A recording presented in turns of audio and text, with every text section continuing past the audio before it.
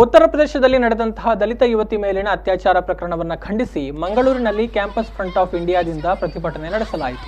ನಗರದ clock tower ಎದುರು ನಡೆದಂತಹ ಪ್ರತಿಭಟನೆಯನ್ನು ಉದ್ದೇಶಿಸಿ ಮಾತನಾಡಿದ ಕ್ಯಾಂಪಸ್ ಫ್ರಂಟ್ ಆಫ್ ಇಂಡಿಯಾದ ರಾಷ್ಟ್ರೀಯ ಸಮಿತಿ ಸದಸ್ಯೆ ಮಿಶ್ರಿಯಾ ಅವರು ಆರೋಪಿಗಳಿಗೆ ಕಠಿಣ ಶಿಕ್ಷೆ ವಿಧಿಸುವಂತೆ ಆಗ್ರಹಿಸಿದರು.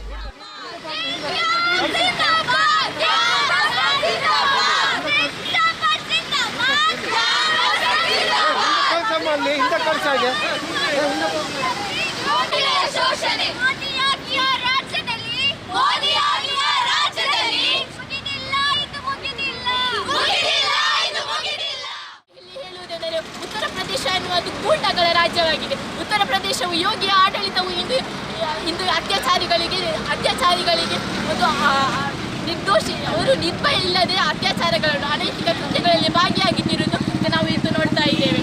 ಈ ಉತ್ತರ ಪ್ರದೇಶ ಅನ್ನುವಂಥದ್ದು ನರೇಂದ್ರ